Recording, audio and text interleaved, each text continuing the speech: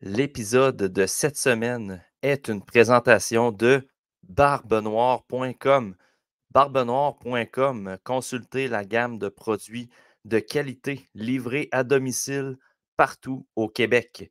Laissez-vous tenter par nos produits de viande fumée à chaud au bois d'érable, des côtes levées, des ailes de poulet, du porc effiloché. Bref, regardez leur menu sur le site à barbenoire.com. La livraison à domicile vous est offerte gratuitement avec un forfait sur Patreon. Donc, visitez le Patreon/TSLH Podcast pour voir les forfaits disponibles. Et l'épisode est aussi une présentation de e-box. Utilisez le code promo PM1736 pour un 25 de rabais sur votre abonnement e-box pour un Internet de qualité à domicile. Donc, le code promo PM1736. L'épisode qui suit a été enregistré le 20 septembre dernier. Au menu, on reçoit Amelia Maguire-Saint-Onge pour parler du tournoi des recrues des Canadiens de Montréal. Et par la suite, moi et Pascal, nous vous présentons notre top 15, top 20 pour Pascal, des meilleurs espoirs des Canadiens de Montréal. Un top qui a été élaboré en début de saison, avant la tenue des camps. Donc, si vous voulez avoir les épisodes d'avance, abonnez-vous à notre Patreon. Et si vous voulez avoir du contenu exclusif du TSLH Espoir, visitez également le patreon.com/TSLH podcast pour voir les forfaits disponibles. Merci beaucoup à tous et bon épisode.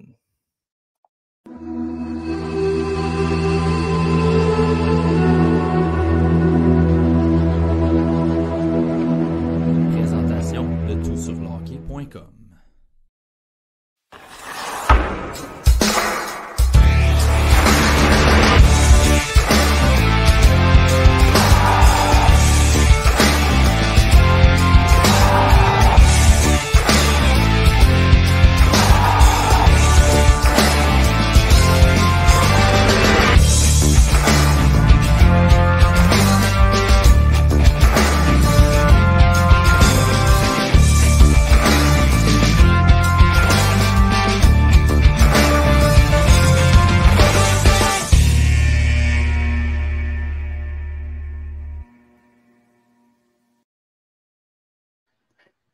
« 20 septembre 2023, bienvenue dans le TSLH Podcast. Ce soir, on a un épisode réservé aux Canadiens de Montréal. On va parler d'abord du tournoi des recrues qui s'est tenu à Buffalo récemment. Je suis accompagné de Pascal comme à l'habitude et on a Amelia Maguire qui est avec nous, rédactrice pour toutsurlehockey.com, qui a observé les matchs du tournoi des recrues. Donc, on trouvait ça intéressant de l'inviter sur le podcast pour jaser du tournoi des recrues. Amelia, comment ça va aujourd'hui? Ça va bien, Matt, toi? Ça va très bien. Merci d'avoir accepté l'invitation. Je trouvais ça pertinent de t'avoir sur le podcast parce que, contrairement à moi, tu as regardé les matchs. Oui. Donc, ma contribution va être assez minime pour ce volet de l'épisode-là. Par la suite, on va embarquer moi et Pascal avec nos top 15 des meilleurs espoirs. Mais d'abord, Amelia, si je vais sur une question plus généralisée, puis Pascal, sens-toi très à l'aise d'y répondre parce que je le sais que tu as regardé aussi les matchs. Comment avez-vous trouvé la jeunesse des Canadiens dans ce tournoi-là cette année? Personnellement, j'ai aimé ça. Je pense qu'on accorde beaucoup d'importance à ce genre de tournoi-là. Pour moi, ça ne veut rien dire. Il y a des joueurs qui ont sorti du lot, comme il y en a que j'ai trouvé qui étaient plus fades. Mais le vrai camp, c'est là que ça va commencer. Je pense que c'était juste pour remettre un peu tout le monde dans le bain. J'ai bien aimé, moi, William Trudeau. Je pense que les joueurs qui ont joué professionnel ou qui ont un style de jeu professionnel, ils ressortent dans ce genre de tournoi-là, comme Owen Beck aussi. Mais j'ai été un peu déçue, par contre, par les joueurs de talent ou comme plus talentueux, qu'on pensait qu'ils allaient peut-être plus produire, comme Sean Farrell ou Messard. Mais sinon, dans l'ensemble, j'ai trouvé que c'était une bonne performance. Ouais. Voilà. suis pas mal d'accord avec toi aussi. Là, dans ce genre de tournoi-là, il n'y a pas grand-chose à en ressortir. C'est du hockey d'été. C'est même pas un match d'exhibition. C'est un match vraiment d'exhibition. Fait que c'est pas grand-chose à en sortir de ça. Mais ce qu'on aime beaucoup dans ça, c'est les gars de travaillants qui font juste pas nécessairement beaucoup de talent, comme Trudeau, tu l'as mentionné, mais juste qu'ils vont faire leur job. C'est un genre de tournoi que Pezzetta va ressortir, mettons, dans le temps. Là. Fait que, je suis entièrement d'accord avec tout ce que tu viens de dire. Moi aussi, Sean Farrell, c'est un gars que j'aime beaucoup, mais il a au moins ressorti pendant ce tournoi-là, puis on verra dans les prochaines semaines, mais c'est pas la fin du monde. Ouais, bon, Arbor Xhekaj, il avait bien joué l'année passée. Ouais. C'est ce genre d'histoire-là qui ressortent plus qu'autre chose. Là. Exact. Oui, puis j'allais dire, même Messer, l'année passée, a connu un bon tournoi. Puis, tu sais, soudainement, on se confortait un peu avec cette sélection-là qui avait fait un petit peu des mécontents. Puis, avec ce tournoi-là, tu sais, on était satisfait de ses performances, notamment avec Slavkovski. Et finalement, ça l'a dicté absolument rien de sa progression cette saison. Jacob Daubush, mon petit préféré, en fait, chez les gardiens, du moins. Comment, Amélia, as-tu trouvé son travail devant le filet des Canadiens? Moi, je l'aime beaucoup. Je le trouve imposant. Je le trouve agressif. Je trouve que c'est un gardien qui est le fun à avoir joué. Je pense que vous allez être d'accord avec moi, puis sûrement Matt, toi aussi, vu que tu l'as regardé vraiment plus que moi. Mais je pense qu'il va devoir apprendre à gérer un peu l'espace autour de son filet. Il a tendance à pas juste à sortir, mais aussi à être peut-être trop imposant. Fait que je pense, mais j'ai vraiment aimé le travail des trois gardiens. En fait, même Quentin Miller, il a été très bon aussi. Puis le gardien invité, je pense que c'est Dan Spooner aussi. Fait que j'ai beaucoup aimé Daubus. Je trouvais qu'il était calme. Puis je trouvais qu'il y avait aussi beaucoup de rondelles qui étaient dirigées vers lui. Puis il les voyait toutes. Puis même s'il aimerait revoir genre des buts qu'il a accordés, ben il a fait un bon travail dans l'ensemble. Puis il semblait pas vraiment ébranlé par ça, même malgré tout. Là. Je trouvais ça intéressant que tu parlais de William Trudeau parce que c'était un peu un joueur qui était attendu, si on veut, pour ce tournoi-là, à cause de sa progression avec le Rocket l'année passée. Vous l'avez vu dans le tournoi, vous avez vu que visiblement, sa progression est rendue au-delà d'un tournoi des recrues. Selon vous, est-ce qu'on peut s'attendre à voir William Trudeau avec les Canadiens cette année en cas de blessure ou peut-être même au début de la saison, qui sait? Amélia, Pascal, vous pensez quoi de ça? Ben, il y a déjà un surplus de défenseurs, donc je serais quand même surprise qu'on le voit tout de suite. Par contre, il pourrait mériter sa chance. Ça, je serais vraiment pas surprise de le voir en cours de saison. Mais au début, avant décembre, mettons, je serais quand même surprise. Je pense que j'aimerais mieux qu'on le laisse en bas, en fait. Là. J'ai vraiment la même façon de voir les choses, je te dirais. Là. Sauf si quasiment toute la défensive au complet, plus 4 autres joueurs sont blessés, je ne penserais pas qu'il y ait de rappel avant décembre. Mais oui, en 2024, ça se pourrait très bien qu'il y ait un petit glimpse là, pour le. Dans le fond, souvent, ils vont faire ça en fin de saison. Une semaine, ça va être une semaine, ça va être l'autre, juste pour voir c'est quoi leur niveau pour la prochaine saison et tout. Là, ça ne m'étonnerait pas que ça arrive. Autre défenseur à surveiller dans ce tournoi-là, et non le moindre, Logan Mailloux. On reviendra à David Van Backer. Je ne sais pas si vous pensiez que j'allais nommer son nom, mais Logan Mailloux qui, à moins que je me trompe, vous me corrigerez, mais il a joué les 3 matchs, je crois, pour le tournoi. Oui, exact. Merci Amélia de me valider. Vous voyez que je ne les ai pas regardés les matchs, malheureusement. Logan Mailloux, comment avez-vous trouvé ses performances de ce que j'ai pu lire? Premier match difficile, deuxième match un peu mieux. Est-ce qu'on a senti une certaine aisance par rapport au premier versus le dernier match, Amélia? Moi, je l'ai trouvé de mieux en mieux. Je pense que dans le troisième match, de jouer avec Strubble, quelqu'un de plus calme, ça l'a aidé. Dans ce genre de tournoi-là, c'est encore plus difficile de tout juger, mais surtout les structures défensives. Fait que je me suis pas vraiment attardée à ça, mais j'ai bien aimé son jeu offensif puis comment il se portait à l'attaque. Je pense que c'est sa force, puis il l'a bien montré dans le troisième match, surtout, selon moi.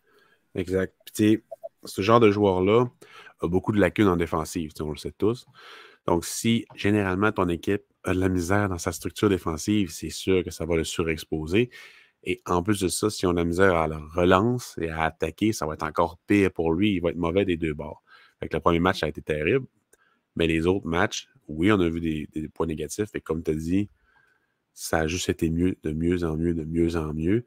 Puis, moi, personnellement, j'espère vraiment qu'il va passer la saison à Laval. Mais si ça va super bien à Laval, on verra ce qui va arriver. Mais on pourrait très bien le voir à Montréal, mais j'espère pas, sérieusement. Oh, moi, je suis vraiment de cet avis-là. Je trouve que Mailloux, on l'a dit souvent dans le podcast, on l'a dit souvent dans des textes. Logan Mailloux, dans les 2 dernières années, a très peu joué comparativement à un joueur dans sa progression au même âge, notamment en raison des blessures, mais aussi à cause de sa suspension. Donc, laissons-lui le temps de se développer dans la Ligue américaine. Laissons-lui le temps un peu de se planter, si on veut. C'est rude dit de même, mais ces lacunes, j'aime mieux qu'ils les connaissent dans la Ligue américaine que dans la Ligue nationale. Puis ces lacunes, on les connaît. C'est en défensive, c'est dans sa zone, sa couverture de zone. Ses pivots, des fois, c'est difficile. Fait que dans une Ligue américaine, je pense qu'il va être à sa place pour se développer adéquatement. David Weinbacher, toujours en défensive. J'ai cru comprendre que c'était un tournoi un petit peu, pas en deçà des attentes, mais mettons sur la moyenne, puis il y en a qui étaient contents de ça. Comment on peut expliquer ça au juste? Ben, je vais m'avancer un peu parce que c'est à cause de la pression. C'est la pression, les attentes et tout. S'il avait été incroyable, direct en startant, alors que c'est plus un gars, c'est vraiment stable et tout, ben, ça aurait été. Ben, pour les attentes, ça aurait été catastrophique, en fait, parce que le monde s'aurait peut-être craqué pour la pré-saison, qui aurait vu en pré-saison peut-être moins de production, fait que ça aurait pu décevoir encore plus. Qu'est-ce qu'il y a déjà que il n'y avait pas vraiment eu de lune de miel avec lui. Souvent, on parlait de lune de miel avec un espoir et tout, mais il n'y en a pas eu avec lui. Donc, moi, je suis bien content aussi. Ça fait comme calmer le monde, dire OK, l'option Europe, c'est vraiment la meilleure, probablement. Laval, je ne penserais pas, moi non plus. Fait que, je suis juste content que, bon, le monde passe à d'autres choses, ça va être en Europe, on fait juste du profit en ce moment, puis on verra après. Ouais, je pense que c'est pas le défenseur que tu remarques au premier coup d'œil, encore moins dans ces circonstances-là, mais aussi à son âge. Fait que, comme Pascal a dit, je pense que c'est bon pour les attentes, mais je m'attendais pas, moi, à rien de sa part, genre d'incroyable, là, offensivement, ou des trucs comme ça, là. Genre, je trouve qu'il a quand même bien joué sa game stable et tout, là, en prise de décision aussi. Exact.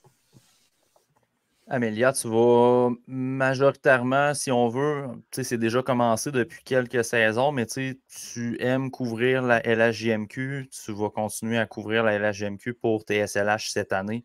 Un joueur que tu as quand même suivi dans sa progression, c'est Joshua Roy. Comment as-tu trouvé son tournoi cette année? On le sait que dans le championnat mondial junior, il a montré qu'il était vraiment prêt à prendre la coche professionnelle. Est-ce que c'est une chose qui a ressorti dans ce tournoi-là cette année? Moi, je l'ai beaucoup aimé sur le long des bandes. Je pense qu'il a beaucoup amélioré son jeu en fond de territoire, surtout cette année avec le Phoenix. Et on a vu ça dans le tournoi des recrues. Puis il sort souvent avec la rondelle. Je pense que son talent offensif va passer par là. Puis c'est comme ça qu'il va produire chez les professionnels. Fait que je suis contente qu'il ait comme catché ça. Puis je pense que ça va l'aider cette année. Mais Roy, pour moi, genre talent brut, il a vraiment beaucoup de talent. C'est comme peut-être dans les meilleurs espoirs du Canadien. Mais là, il a comme ajouté quelque chose d'autre à sa game. Puis je pense que ça va être bon cette année avec le Rocket. J'espère vraiment voir cette version-là de Joshua Roy vraiment souvent contre des professionnels. Si ça arrive, sérieusement, c'est potentiel coup de circuit. Même s'il est juste un middle six ou un gars de troisième trio qui amène un peu d'offensive. Mais écoute, c'est un choix de quoi, 5e ronde? C'est parfait. Non, c'est ça. Puis comme à sa première année avec Xavier Parent, il a vraiment produit, mais il n'y avait pas cette progression-là. Là, cette saison, on l'a vu, puis ça s'est transposé au tournoi des recrues. Fait que je pense que c'était vraiment une performance positive. Exact. Joshua Roy qui a été quand même assez louangé par Denis Gauthier à On Jase. Ça a donné, c'est rare que j'écoute le podcast, puis ça a donné que je l'ai pogné à la TV. Puis Denis Gauthier disait que c'était l'espoir de la LHJMQ qui avait le plus de talent qu'il a vu en peut-être 10 ans d'observation, d'espoir dans la LHJMQ. Considérant, tu sais, on le sait, le talent de Joshua Roy, Denis Gauthier affirmait également que, tu sais, la raison pourquoi il va avoir du succès dans le hockey professionnel, c'est qu'il va continuer à travailler, à avoir une bonne éthique de travail. T'sais, on sait qu'en début de carrière dans la LHJMQ, c'était peut-être un petit peu plus difficile à ce niveau-là. Est-ce que vous avez des craintes ou avez-vous certaines attentes au niveau de Joshua Roy cette année avec le Rocket de Laval? Amélia, ton côté, t'en penses quoi de ses débuts, dans le fond, avec le Rocket? Ben, je pense que s'il continue, faut qu'il continue comme ça. Faut pas qu'il tombe dans la chaise de vouloir trop en faire puis tout, parce que c'est quelque chose qu'on voyait souvent avant de son côté. C'est un peu pourquoi ça a pris du temps avant qu'il produise dans la LHMQ et qu'il trouve sa chaise. Mais moi, s'il continue à jouer comme ça puis à améliorer son jeu en fond de territoire, ce que je pense qui est dans la structure de Jean-François Houle et tout, l'identité du Rocket, ça passe par là. Fait qu'il n'y aura pas vraiment le choix. Soit il va frapper un mur, soit il va continuer comme ça. Mais j'ai pas vraiment d'inquiétude de son côté, là. Moi, j'en ai de moins en moins aussi. Même si dans la LHJMQ, souvent, j'étais un peu déçu de ne pas toujours voir la version championnat du monde junior. Mais tu vois que la progression, la maturité, ça se met en place chez lui. Puis de jouer avec des meilleurs joueurs dans un autre environnement, probablement que ça va le kicker encore plus, dans le fond, pour aller vers cette voie-là. Fait qu'un peu comme Amélia, j'ai pas vraiment d'inquiétude. Est-ce que je pense que ça va être un joueur incroyable? Je ne penserais pas, mais je pense que ça va être un bel atout pour le Laval cette année. Tranquillement, pas vite. Je pense pas qu'il va commencer direct sur le premier trio, mais ça pourrait très bien arriver si ça va bien. On a parlé dans le dernier podcast, Pascal, d'Emil Heinemann, un joueur qui pouvait peut-être causer la surprise au camp, pouvait peut-être forcer un poste en offensive. Entre-temps, il y a eu une transaction. On va y revenir tout de suite après Emil Heinemann, mais je voulais conclure pour le tournoi des recrues. Amélia, comment as-tu trouvé Emil Heinemann? Et Pascal, vu que tu l'as suivi un petit peu depuis son année repêchage, tu pourras nous parler ensuite de sa progression. Amélia, qu'as-tu observé de l'attaquant suédois? Ben, j'ai vu des critiques à son égard. Personnellement, je l'ai pas trouvé si pire que ça. En fait, j'aurais aimé qu'il utilise un peu plus son lancer. Je pense qu'on dirait que c'était comme par vague, là. Certaines périodes, il lançait vraiment, sinon il était invisible. Mais on dirait que c'est le genre de joueur que je pense qu'il pourrait être mis dans une situation plus offensive au vrai camp. C'est là qu'on va le voir où il est rendu. Je pense pas qu'il va commencer l'année à Montréal, mais je pense que c'est comme ça qu'on va mieux le juger. Ouais. Entièrement d'accord avec toi. Je pense qu'il pourrait causer une surprise avec la transaction et tout s'il n'y a pas de blessure. On va oublier ça. À cause de son contrat qui peut aller à Laval, c'est vraiment plus avantageux de l'envoyer là. Mais dans le tournoi des recrues, je pense qu'il aurait pu en donner plus, mais lui, c'est pas nécessairement ça qu'il voit. Je pense que c'est plus vraiment une mise en bouche dans le fond, pour se réchauffer pour le camp. Parce que comme il a dit à Anthony Martineau de TVA Sport, il dit, est-ce que tu te vois à Montréal? Il dit, on va se voir en octobre. Comme lui, vraiment, il se voit, quand ça va être les matchs, c'est là que je vais prouver à tout le monde que j'ai ma place. Puis ça va commencer rapidement. Est-ce que c'est demain qu'il y a déjà des matchs A contre B? Parce qu'il y a déjà, des fois, les Canadiens ils ont 12 000 joueurs à leur camp. Ils peuvent faire 4 équipes en BCD. Fait que je pense que j'ai vu...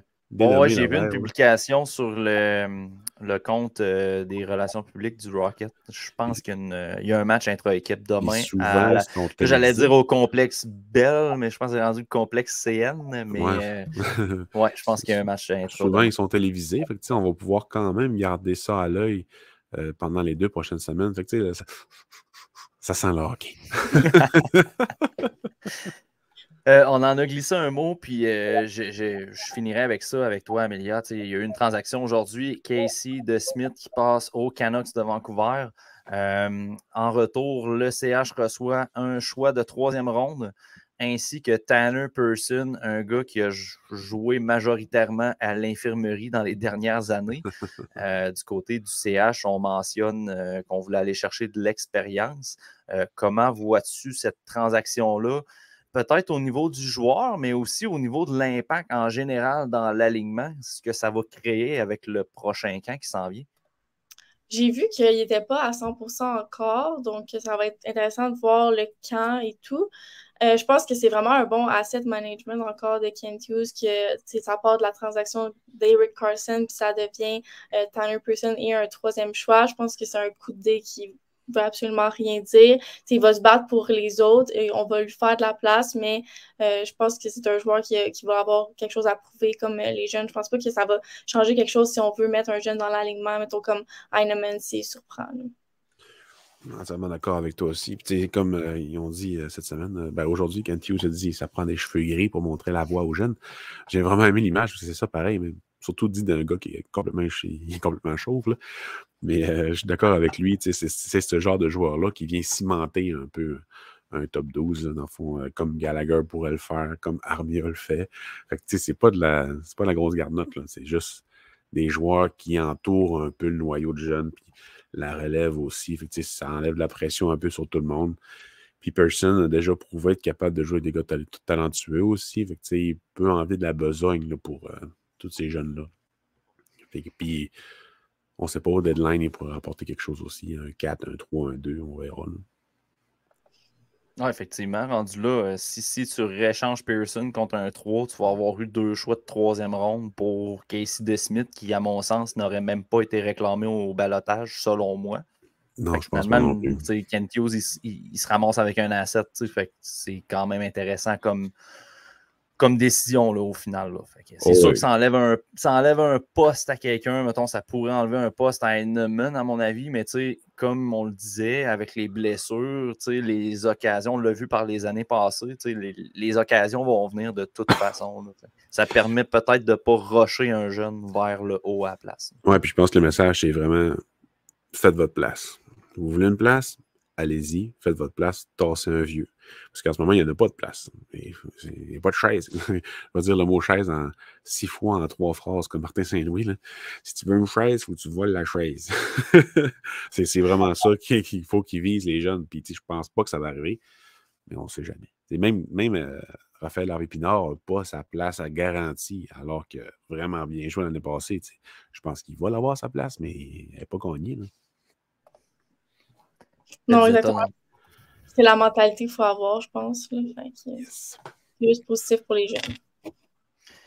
All right. Amelia, on peut te suivre sur Twitter. Amelia Maguire avec un S. Dans le fond, le lien sur Twitter va être dans la description de l'épisode. Merci beaucoup d'être venu jaser avec nous. Puis on va s'en reprendre des dispos pendant la saison pour parler à la JMQ probablement, ou peut-être reparler du CH si ça te va. Mais tu es toujours le bienvenu sur le podcast. C'est excellent. Merci. Yes, vous pouvez lire Amelia sur le site de toutsurlehockey.com. Deuxième portion de l'épisode, top 15 des espoirs du CH. Là, c'est là qu'on se bat, Pascal. Non, c'est pas Ding, ding, ding, ding, ding. Récemment, sur le site de Tout sur le hockey, on a publié, moi et Pascal, des top 15 des meilleurs espoirs des Canadiens pour le début de la saison. On ne s'est pas consulté pour le faire. L'année passée, on en avait fait aussi dans l'année. La raison pourquoi on en a fait chacun un en début d'année, c'est que cette saison, pour les abonnés Patreon qui sont dans le forfait Élite et le forfait Pas un Scout, vous allez avoir accès à une extension du guide du TSLH Espoir et cette extension-là va viser les espoirs du CH. Donc, on va faire des fiches, on va parler de leur progression et on va mettre nos tops des meilleurs espoirs du CH. Si je ne me trompe pas, Pascal, as-tu fait un top 20 ou un top 15? Un top 20, c'est pas la fin du top monde. 20, Oui, parfait. On va parler de ton top 20. Je parlerai des exclus dans mon cas qui pourraient assurément se rendre dans un top 20. Moi, je préfère prendre un top 15 parce que je regarde un petit peu moins que toi. Là. Fait que j'aime mieux faire un solide top 15 qu'un top 20 que les 5 derniers. C'est un peu garoché dans l'escalier. Faire semblant, je les écoute même pas. Pascal, on va commencer avec toi. Dans le fond, au 20e rang, qui as-tu placé dans ton top? Puis on jase des rangs. Ouais, j'ai mis quasiment par défaut Dmitri Kostenko. veut pas, il a joué dans la VHL, là, il joue dans la KHL aussi. Ça va pas super bien. Là. Il stagne un peu, dans le fond. On l'a beaucoup comparé à Norlinder, à son repêchage, mais Norlinder russe, avec peut-être un gabarit un peu plus intéressant. Mais comme Norlinder, il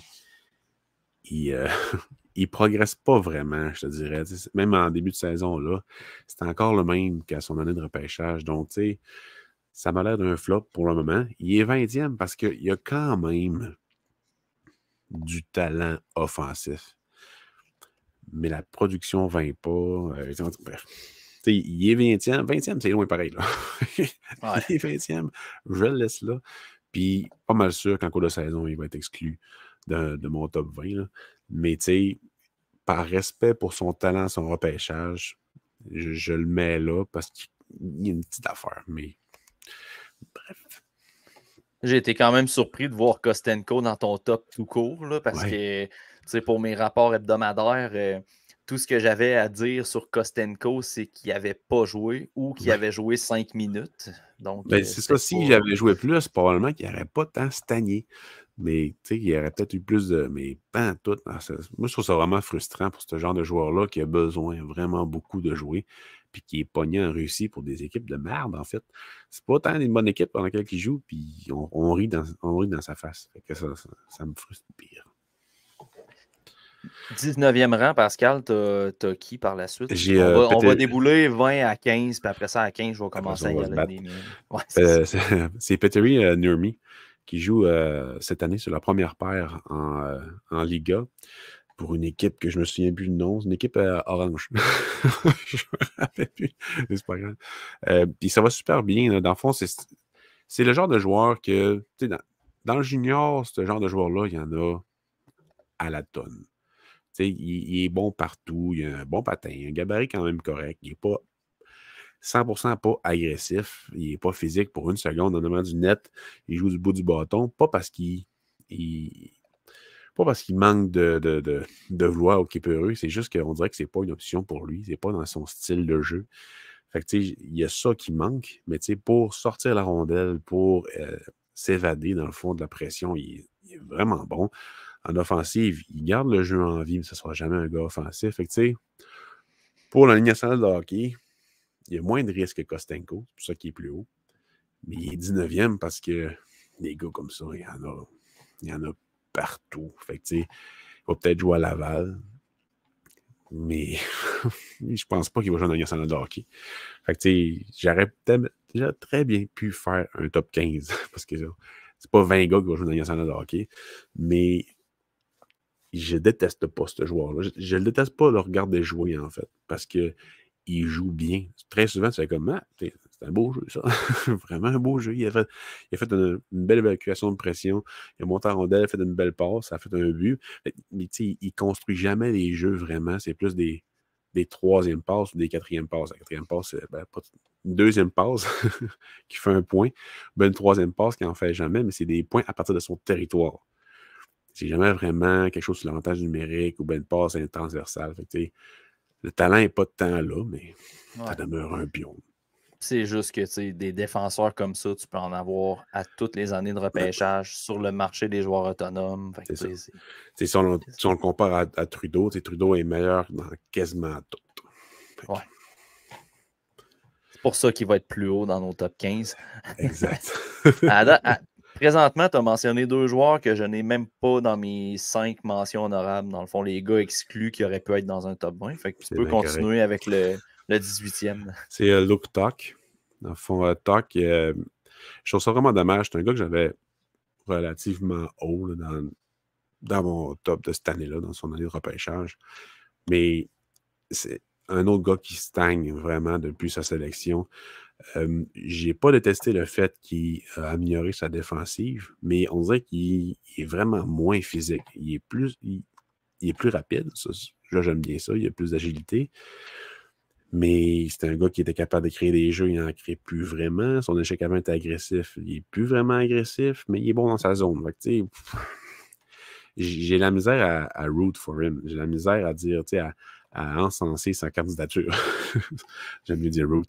J'ai vraiment de la misère à vraiment l'encenser, ce joueur-là, parce que il est tellement plate à regarder, là, alors qu'à son repêchage, il était vraiment le fun. C'était un gars qui était physique, qui était rapide, rapide, en tout cas en ligne droite. Et là, il n'est plus comme ça, il s'est dénaturé en NCAA. Fait que j'espère que cette année, ça va mieux aller. Puis qu'il est rendu à Laval, parce que moi, je le signerais un peu comme Strubble. Strubble, il avait comme stagné un peu. Mais ce type de joueur-là, c'est quand même intéressant à avoir dans ton organigramme. Fait que je le signerais, c'est sûr. Mais j'ai hâte de le voir contre des pros. C'est un autre joueur que je n'ai pas dans mon listing. Moi, Louktok, pour avoir observé quelques matchs, mettons, avec Lane Hudson et tout ça, c'est pas un joueur sur lequel j'ai accroché depuis pas mal le tout début. Là, c'est le type de joueur, en fait, que j'ai des attentes de power forward puis il n'est jamais capable d'y répondre à ces attentes-là. Fait que, à un moment donné, j'ai vraiment eu beaucoup de difficultés à accrocher sur son profil. Fait écoutez les shift by shift de ce gars-là, ce gars-là, c'est pas super le fun. C'est vraiment des matchs complets, parce que c'est une équipe vraiment le fun, Boston. Fait que, écoute des matchs complets, parce que juste lui, c'est endormant. Ensuite, j'ai Oliver Kapanen, le meilleur espoir de la vie, selon un certain ancien recruteur des Canadiens de Montréal, qui joue premier, deuxième centre pour Karpat dans la Liga. En ce moment, il me semble qu'il n'y a pas beaucoup de points en Liga pour le début de saison. Mais c'est un joueur très professionnel, vraiment professionnel. Puis j'ai le même read que l'année passée. Mais là, en pré-saison, il était vraiment devant le net. Puis il fonçait au filet la majorité du temps. Puis ce que j'avais identifié l'année passée, c'est qu'il était tout le temps en mouvement, mais négativement. C'est-à-dire qu'il allait se placer dans les lignes de passe à côté du net, mais il restait pas là. Il n'arrêtait pas de bouger. Puis là, il allait se faire couvrir, dans le fond. Mais pas parce que le gars, il couvre, c'est lui qui va se mettre complètement à couvert dans une zone. Là, il fait plus ça. Il fonce au net, il dérange devant le net, puis il utilise sa coordination main-œil qui est vraiment bonne. Fait que c'est intéressant. Pourquoi il est 17e? Encore une fois, il y en a plein des espoirs comme ça. Il a un bon tir, il ne l'exploite pas. Fait que, il manque quelque chose en offensive. Est-ce que c'est du IQ, de la confiance? Je ne sais pas. J'aime le fait qu'il devienne de plus en plus power forward, mais je ne le vois pas. Il va probablement finir dans un trade, en fait. Puis, a-t-il vraiment de la valeur marchande? Je ne suis même pas convaincu de ça. Je l'ai dans mes mentions honorables parce que je pense qu'il y a un style de jeu qui pourrait bien se transposer en Amérique du Nord, mais je ne suis même pas capable de le projeter plus loin que le Rocket là, présentement.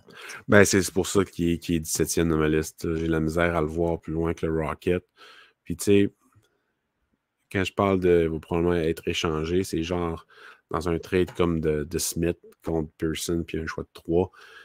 C'est le genre de joueur comme Norlinda, dans le fond, que tu finis par shipper dans ce genre de trade-là parce qu'il n'y a pas de place pour lui, mais peut-être dans une équipe qui vise les sommets et qui n'a pas de profondeur, mais dans la relève, c'est le genre de joueur que tu peux shipper là.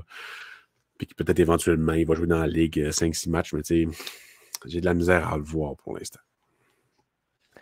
16e? Ouais, yes. J'ai un des gars que c'est plus dur de dire son nom, Vincent Rohrer. C'est un gars que dès son repêchage, je l'aimais beaucoup, il est dans les 40e. Puis c'est encore un gars que j'adore regarder jouer. Une boule d'énergie, une offensive sous-estimée, je crois. Va créer beaucoup d'offensives par son énergie, pas nécessairement par son IQ, même si je pense que je sous-estime un peu à ce niveau-là, mais réaction très rapide, va récupérer les rondelles, reste bas, les envoie à son coéquipier assez facilement pour un coéquipier dégagé, dans le fond. Mais il est petit. Il est vraiment petit. Fait que, est-ce qu'il va être capable... Il est comme en deux chaises. Il y a du talent quand même, mais pas assez. Il est bon en défensive au moins, puis il a l'énergie, mais il est petit. C'est dur d'y trouver vraiment une chaise en Ligue nationale de hockey. C'est pour ça qu'il est loin, parce que j'aimerais vraiment ça le mettre plus haut. Vraiment, vraiment, vraiment. Mais il n'y a rien qui compense assez pour assurer qu'il va atteindre ce niveau-là. la seule affaire qui peut me convaincre de ça, c'est le leadership. Puis le fait que il prend jamais non comme une réponse. Enfin, il va tout le temps, il fonce. Ça, on aime ça. Mais là, il joue en Europe toute l'année, ça va bien. Il joue super bien en Suisse. Sérieusement, il ne produit pas comme un fou, mais il est utile. Souvent, quand il est sur la glace, c'est le meilleur joueur des 10 sur la glace. Fait ça, j'adore ça. Est-ce que ça va être ça dans la Ligue américaine l'année prochaine? Parce que moi, je le vois dans la Ligue américaine l'année prochaine, je l'espère. Je me semble, en tout cas, qu'il peut jouer dans la Ligue américaine l'année prochaine. Ouais. Fait que j'espère que ça va arriver. J'espère que ça va arriver. Peut-être même avant la fin de l'année. Parce que il y a un petit quelque chose, mais c'est la grosseur. C'est vraiment la grosseur qui gosse un peu. On va pouvoir le regarder contre David Reinbacher, si je ne me trompe pas. Ben oui, contre lui, oui, mais surtout avec Ustinkov. Ustinkov est un défenseur qui joue cette année en Suisse et qui est pour le repêchage 2024. C'est un bon défenseur, mais on verra qu'il va être repêché. Parce qu'en pré-saison, c'était difficile. Mais l'année passée, il a joué toute la saison, si je me souviens bien, dans cette ligue-là. Fait que, on va voir une progression sûrement cette année. Mais j'ai pas encore assez à regarder le match pour checker ça. All right. On est rendu au 15e rang. Je vais juste y aller de mes joueurs dans les mentions honorables. J'ai mentionné que j'avais Oliver Kapanen. J'ai aussi Vincent Rohrer pour les mêmes raisons que tu as évoquées, en fait. Mm-hmm. Les trois autres, j'ai mis Bogdan Konyushkov. Merde, je voulais le dire d'une shot, mais je n'ai pas été capable. Puis en plus, on ne fait pas de montage sur le podcast, fait que je vais me reprendre. Bogdan Konyushkov. Yes. J'avais commencé à le regarder un petit peu après son repêchage, puis finalement, je crois que c'est toi qui avais fait le profil après le repêchage. Fait que j'avais comme arrêté, j'avais skippé un autre joueur, mais j'avais quand même bien aimé ce que j'avais vu de lui au niveau de sa capacité à faire bouger la rondelle, sa mobilité également. C'est un gars qui se démarque aussi en KHL en bas âge. Fait que, c'est la progression. La progression est vraiment impressionnante. Je garde mon œil dessus, mais j'avais clairement pas l'échantillon nécessaire pour le glisser dans mon top 15. Est-ce qu'il va s'y greffer pendant la saison? On verra. J'ai aussi Xavier Simoneau que j'avais dans mon top 15 en janvier dernier. Parce que je ne sais pas les balises de ton top 20, Pascal. Moi, j'y ai mis des joueurs de la Ligue américaine. Mais tu sais, j'ai exclu Slavkovski, Goulet, Ilonen, Barron, Harvey Pinard, Harris et Jack Eyes. C'est tous des gars que j'ai exclus. C'est ça. Je considère qu'ils ont joué suffisamment de matchs dans la Ligue nationale pour être considérés comme des non-espoirs hors NHL. Mm-hmm. Mais Simoneau, il figure encore dans mes mentions honorables. Bien aimé son début de saison l'année passée à Simoneau. C'est pour ça qu'il s'était placé dans mon top 15 des meilleurs espoirs. Malheureusement, plus la saison avançait, plus ça a été difficile de son propre aveu, de l'aveu de Jean-François Houle également. De l'indiscipline. Je pense qu'il prenait son rôle d'agitateur un petit peu trop au sérieux. On pourrait le dire comme ça. Puis je suis pas mal sûr que Jess, elle serait là sur le podcast puis elle serait d'accord avec ça. C'est une chose de déranger l'adversaire. C'en est une autre de le déranger, mais de nuire à ton équipe. Ouais. Puis Xavier Simoneau, c'était un peu ça à la fin de la saison. En plus que l'offensive n'était plus tellement là. Un bon exemple, c'est Ryan White, là, dans le temps, avec le Canadien de Montréal. C'est bien beau de vouloir déranger, mais même tu déranges tout le monde. Fait que, autant dans ta chambre. Puis mon dernier mention honorable, c'est Caden Primo. Je le garde dans les mentions honorables parce qu'il fait du bon boulot à l'occasion. Pas majoritairement. Plus souvent qu'à l'occasion. Bref. C'est correct parce qu'il pourrait jouer dans la Ligue nationale de hockey. Oui, mais il se ferait percer. C'est juste ça que je sais, mais il pourrait. Fait que, c'est ça que tu demandes d'un espoir. Juste d'arriver à la Ligue nationale de hockey, puis on verra rendu là. Mais Caden Primo pourrait très bien y jouer. Peut-être pas être un. Tu sais, comme Lindgren. Ouais. C'est-à-dire prendre du temps. C'est pas mal le plafond que j'y vois là, à Primo. Puis, tu sais, ça, je le dis depuis depuis 2 saisons quasiment que Primo n'a pas le potentiel d'être un numéro 1 dans la Ligue nationale. Ah non, pas encore. Puis, il est encore jeune, je peux comprendre, mais là, ça commence à pousser en arrière de lui, puis même en avant. Montembeault fait du solide boulot, puis il ne se tassera pas, c'est clair. Jake Allen non plus. Je pense pas qu'ils vont l'échanger, Jake Allen. Je vois pas ce que Primo pourrait faire en pré-saison pour forcer le Canadien à y faire de la place. Et je pense pas qu'ils vont prendre 3 gardiens de but en haut. Ils ont tellement pas de place que balotage. Mais ça, on a parlé souvent. Là. Exact. Top 15? Top 15. Moi, mon 15e, c'est un gars qui était en mention honorable en janvier. Puis c'est Riley Kidney. Moi aussi. C'est vrai? Ça commence. Je me souviens même pas c'est quoi ton Ben top non 20. plus, je l'ai regardé. Je pense que je ne l'ai même pas lu. Je me fous de ton contenu. C'est ça.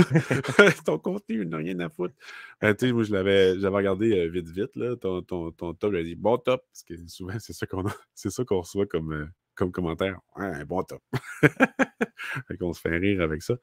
Mais ouais, Kidney, je pense qu'on voit tous les deux le talent, l'intelligence, mais les limitations derrière son profil qui fait en sorte qu'on ne peut pas vraiment assurer qu'il va atteindre la nationale de hockey et y avoir un impact. Même là, cette année, je ne sais même pas s'il va jouer à Laval. Il pourrait très bien se ramasser dans l'East Coast. Ça ne m'étonnerait pas en tout. On va voir ce que ça va donner, mais c'est un autre gars qui est offensif à fond. Défensif, il était capable aussi, mais il n'était pas qu'il était trop bon pour la LHJMQ, mais il avait trop un rôle spécifique, puis je trouve pas qu'il s'est amélioré dans rien, sauf peut-être plus jouer, mettons, dans le trafic, mais même là, pas tant que ça. Fait que c'est un autre choix de deuxième ronde avec Kapanen. Tu fais comme ouais, c'est correct. Là, c'est un loin là, comme choix de deuxième ronde. Fait on voit le talent, mais en tout cas, c'est un body, mettons, qui va jouer en bas. On verra, là, mais j'ai bien de la misère à le voir dans les nationales de hockey. C'est juste que moi, je ne suis pas de ceux qui accrochent sur les saisons de 100 points dans la LHJMQ et de me dire il va avoir du succès, il a fait 100 points dans la LHJMQ. Même affaire pour les autres ligues, en fait. On l'a dit LHJMQ, oui. mais ça fait même affaire pour la OHL, la WHL. Oui, exact. Peu importe la Ligue junior. Mais tu sais, si, mettons, on fait une comparaison avec Joshua Roy, ben Joshua Roy a montré qu'il était capable d'être complet, qu'il était capable de jouer du hockey professionnel, qu'il était capable d'endosser un autre rôle que celui d'être bon offensivement et d'être capable d'être bon offensivement dans ce rôle-là. Ce que Kidney ne m'a pas encore montré. Mais c'est sûr que Kidney a toujours été placé en situation de donne-moi des points, donne-moi des points, donne-moi des points. Je pense pas qu'à Laval, ça va être son rôle cette année. Fait que là, à ce moment-là, je m'attends à ce qu'il frappe un certain mur. Puis un joueur de ce gabarit-là, qui n'a pas des aptitudes autres que de noircir la feuille de pointage en jouant sur un premier trio, en jouant sur tous les avantages numériques, j'ai certains doutes encore. Puis tu sais, je l'ai mis 15e parce que j'ai quand même aimé son travail à la fin de la saison avec les Olympiques de Gatineau. C'est dur de ne pas aimer. Il a vraiment rempli la feuille de pointage. Mais tu sais, je le mets 15e, mais c'est aussi parce qu'il y a des gars qui sont partis de mon top. Parce que je l'avais mentionné honorable en janvier 2023, puis je m'étais quand même fait ramasser parce que ça n'avait pas de sens qu'un joueur productif comme lui soit même pas dans mon top 15. Moi, Riley Kidney, j'ai de la difficulté à croire qu'il va avoir du succès au hockey professionnel. Puis s'il y en a, tant mieux.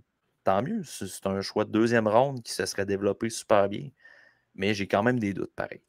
Ouais, puis tu sais, moi, ce qui me fait mettre dans le top 15, c'est son jeu en série. C'est un gamer en série. C'est vraiment quelqu'un qui est utile en séries éliminatoires, qui change un peu sa façon de jouer. C'est pour ça que je me dis qu'il y a peut-être qu'il pourrait quand même avoir peut-être un impact dans la Ligue américaine pour peut-être se développer. Mais c'est ça. On verra bien. Puis, tu sais, je l'ai vu jouer souvent avec c'est le Titan, en fond, avec qui il jouait avant d'être échangé. Ouais. Pauvre gars, sérieusement, il était tout seul. Là. Il créait des affaires, puis les autres étaient comme « Ah, maintenant, je suis une rondelle. » C'était difficile pour lui. Puis, tu sais, c'est peut-être là qu'est venue la stagnation, le genre de peu importe ce que je fais, il faut tout que je fasse tout seul. Fait que, tu sais, ça a peut-être joué, ça, dans sa façon de jouer. Fait que j'espère que chez les pros, ça va comme ça régler un peu. Parce que moi, je ne le vois pas retourner dans... Y a-tu 20 ans? Il y a 20... Je pense que c'est sa saison de 20 ans en ce moment. Il pourrait retourner dans Kyo. En tout cas, tu vas checker. Parfait. Je vais essayer de meubler le temps. Au même moment, Mais je ne le vois pas retourner là. Sérieusement, ça serait rire de lui. Là. Il faut qu'il passe au nouveau step. Si c'est la ECHL, je suis sûr que ça ne dérangera pas. Puis ça, c'est une affaire pour lui. C'est un petit plus. Il y a eu 20 ans en mars. Il peut jouer. Il peut jouer la saison dans les HMQ, mais je lui espère pas. Non, il y a un bout à stagner. Barbe noire, oh, barbe noire. Pour le bacon, le saumon fumé, les côtes levées et tout ce qui va à côté, rien ne se compare à Barbe Noire. Tout est fait maison, avec cœur et passion. C'est pour ça que c'est bon, Barbe Noire. T'as pas besoin de le croire, juste à aller voir. barbenoire.com. Exact. 14e. Moi, de mon côté, j'ai mis un petit nouveau. Je crois que tu ne l'as pas dans ton top. Et c'est Nathan Légaré. Non, je ne l'ai pas. Je pense que tu as fait ton top avant qu'il arrive à Montréal. Hein? Oui, je l'ai fait avant. Est-ce qu'il aurait probablement été 19 ou 18, mettons? Tu sais, à la place de en haut de Toc ou en bas, là. Si je réfléchis, moi, j'aime mieux Roja, Kapanen. Moi, j'aurais probablement mis 18 avant Toc. Moi, j'étais bien content de le voir arriver, mais mes attentes sont très modérées. Là, c'est un gars qui est capable d'être rugueux sur la patinoire. Il a comme développé un côté professionnel avec les Pingouins dans la AHL. C'est un gars qui va être intéressant à regarder jouer avec les plus jeunes. Il a quand même l'expérience dans la Ligue américaine. Il est capable de défendre ses gars. C'est un gars qui a du cœur au ventre, qui travaille fort, tout en ayant un talent offensif. Dans la GMQ, il a été quand même assez clutch en série. Il a été capable de fournir de l'offensive. Et il a un bon tir. Fait que, je pense que dans l'organisation, c'est un profil intéressant. Est-ce qu'il peut avoir un rappel par le CH cette année? Je pense pas parce qu'il y a d'autres candidats que je verrai avant lui.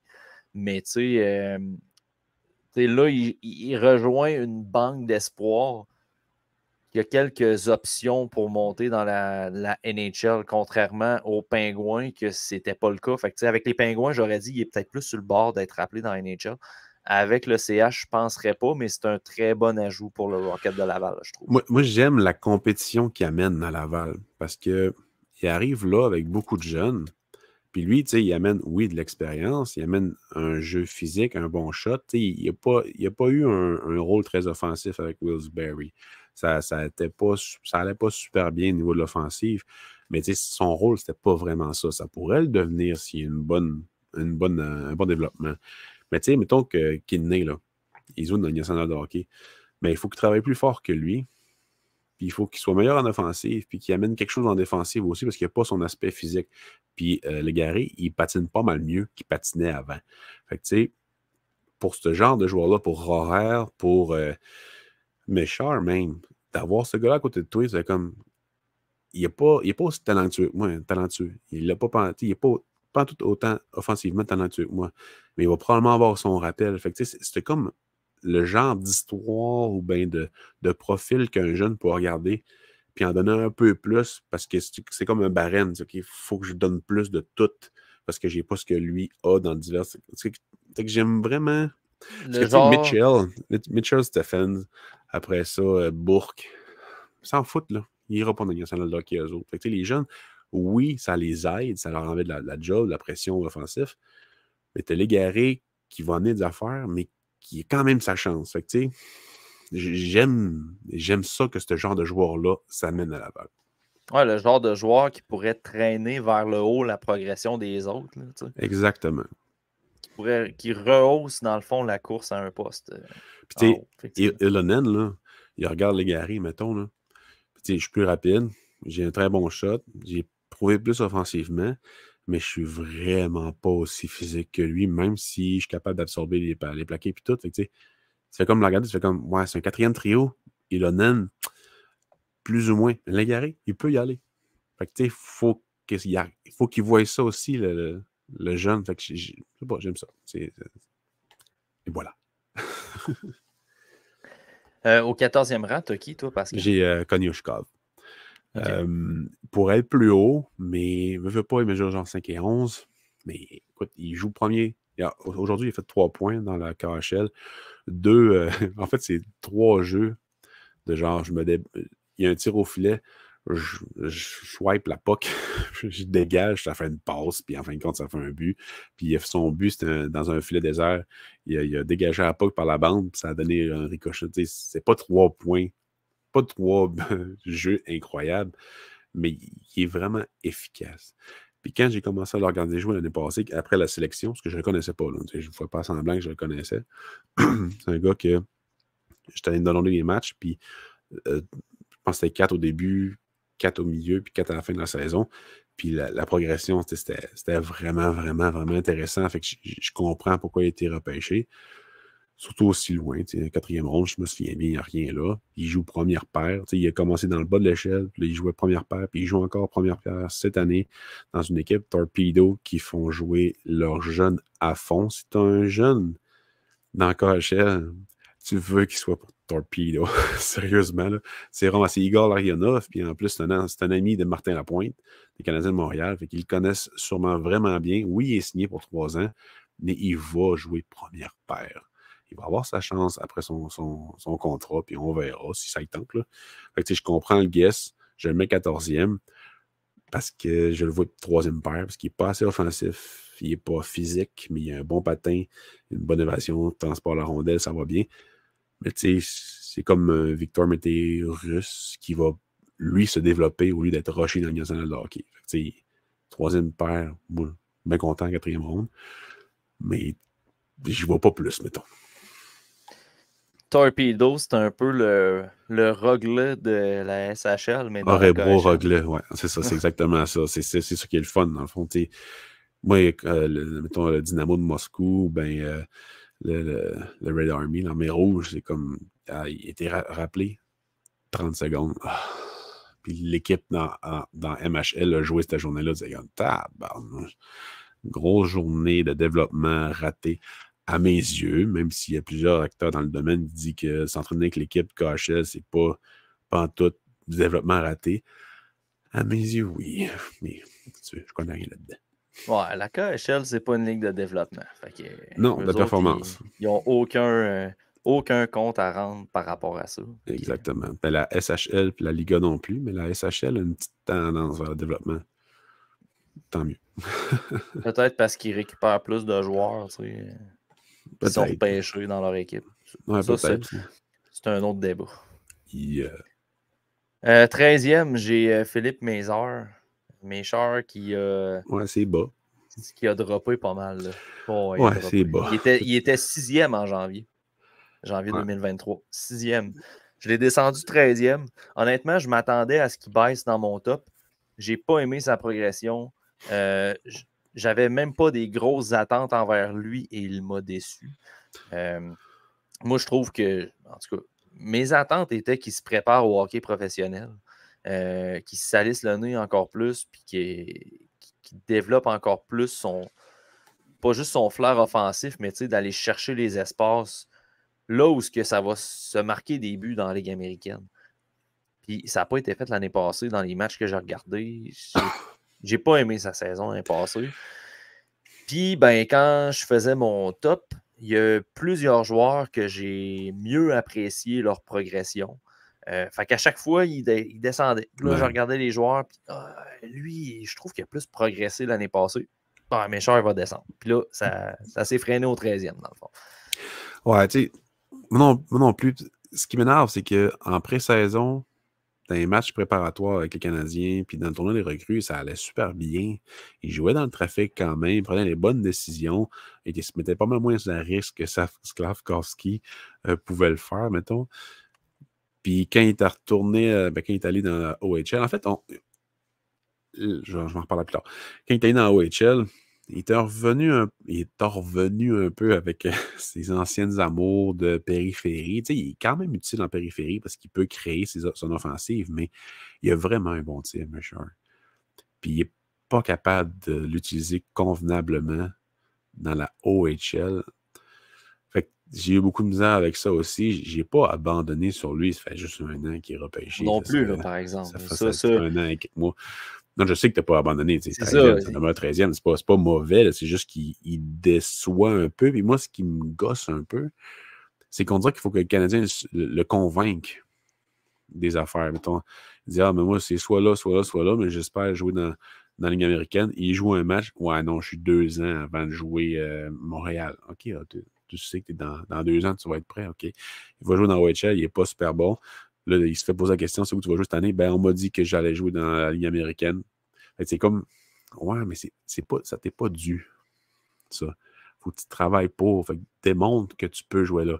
Je pense qu'à Laval, il va être capable de s'en sortir, mais il ne jouera pas dans le top 6 pour commencer la saison. Il va falloir qu'il commence par être bon en défensive, parce qu'il est capable, mais de la périphérie, toujours en appui, jamais réellement dans l'action pour aller chercher la rondelle ou bien créer le revirement.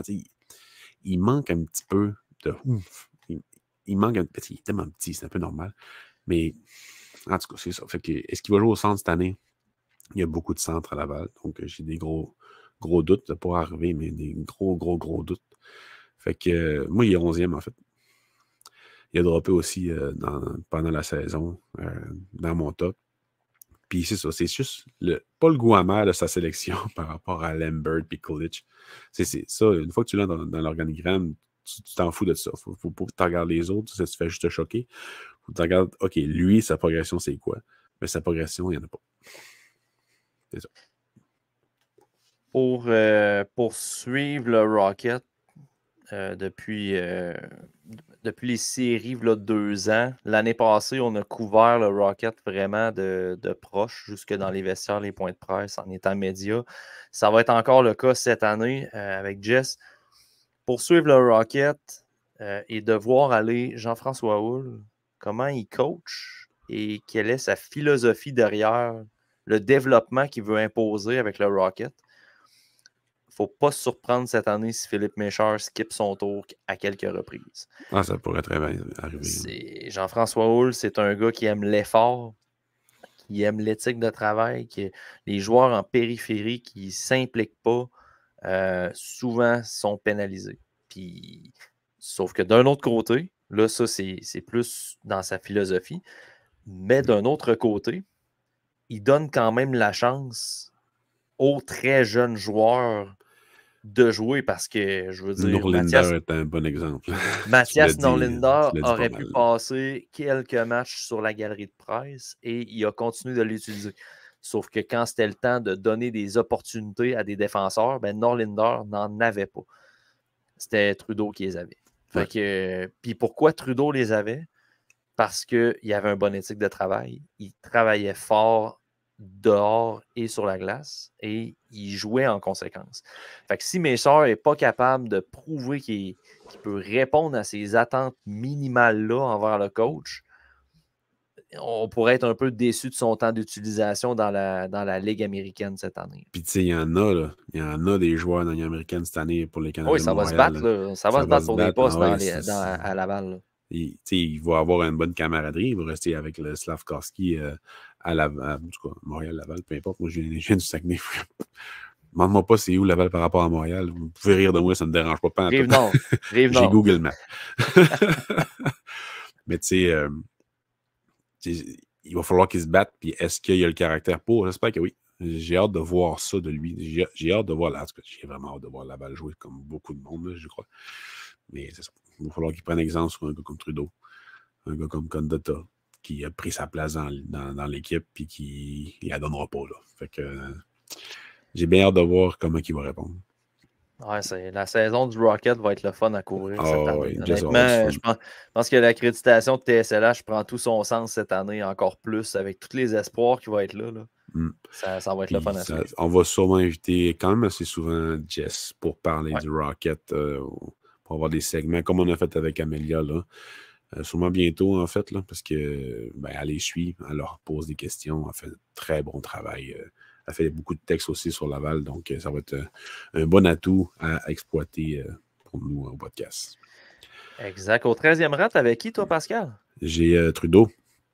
Pour être plus haut, assurément plus haut, la progression de ce joueur-là est incroyable. C'est une de mes surprises solides des dernières années. De son repêchage, peut-être pas le plus rapide, vraiment pas. Était efficace, intelligent quand même, pas le plus physique, même s'il essayait. Puis là, écoute, il est utile à tous les niveaux. Son offensive se développe de plus en plus. Il est pas mal plus rapide, l'anticipation est bonne. Il se bat. Son conditionnement physique est incroyable. De où que ça arrive, ça? Je suis vraiment content, sérieusement, que ce gars-là réussisse à C'est franchir. bien fait de conseiller.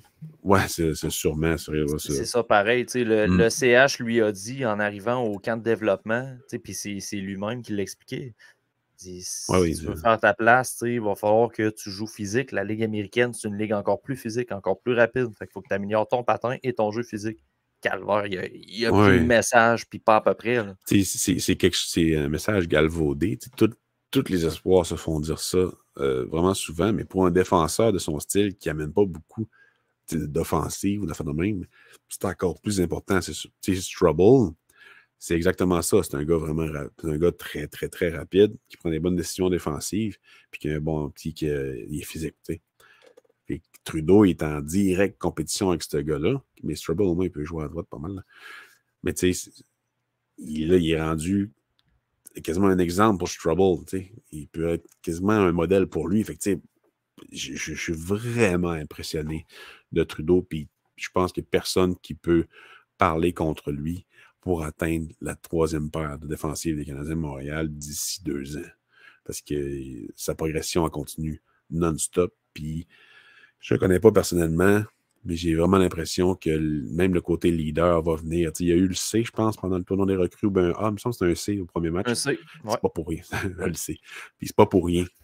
C'est vraiment pas pour rien. Il est très vocal sur la glace. Puis ça, j'adore ça pour un gars de son âge. Tu disais que tu avais Philippe Méchard au 11e rang. Moi, tu vois, c'est Trudeau que j'ai au 11e rang. Fait que, oui, Trudeau va être probablement du groupe de leaders de cette équipe-là. Tout niveau progression sur le patin, jeu physique, on en a parlé l'année passée. Tu soulignes les points encore une fois, fait que je ne les répéterai pas, mais ce qui m'a vraiment accroché dans Trudeau, dans les performances de Trudeau l'année passée, c'est le fait qu'il a été clutch. Quand il y a eu des opportunités, il les a saisies. Puis, tu sais, dans tous les candidats à la brigade défensive, pour avoir observé Trudeau dans le junior, moi, c'était pas un gars qui m'emballait tant que ça. Là. Mon premier rapport d'observation sur le site, je suis allé le relire. J'étais pas très élogieux envers sa candidature. On avait parlé en privé, que genre, avant que tu l'écrives, puis en privé, t'es pas mal plus tyran. T'es pas mal plus je m'en cache pas. Moi, je disais que c'était un espoir qui me plaisait pas du tout. Je comprenais même pas pourquoi on a choisi ce gars-là avant d'autres candidats. Puis visiblement, je me suis trompé. Puis à un moment donné, il faut être capable de le dire. Là, oui, moi aussi. Et pour vrai, puis à ma grande surprise, puis à mon agréable surprise, parce qu'encore plus, ce gars-là a prouvé que ses lacunes, il les a transformées en force. Puis ça, c'est en écoutant les coachs au développement, c'est en écoutant ses coéquipiers, les vétérans. Là, à cette heure, ça va probablement être lui qui va dire ça aux nouveaux jeunes. Mais c'est vraiment les opportunités qu'il a prises l'année passée. Il y a eu du temps de jeu que d'autres joueurs auraient pu obtenir de par leur statut d'espoir au sein de l'organisation. Mais non, ça n'a pas marché de même. Ça a été au mérite. Jean-François Houle l'a toujours dit. On donne des opportunités, c'est à eux de les saisir. Trudeau, ça a été un gars comme ça l'année passée.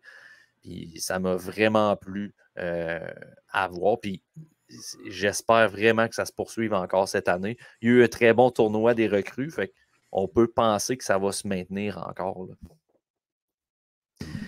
Exact. Au 12e rang, Pascal, tu irais. Ben écoute, moi, on a souligné son nom tout à l'heure. Je vais le nommer, c'est Jaden Struble. Tu l'as toi aussi, 12e? Bon.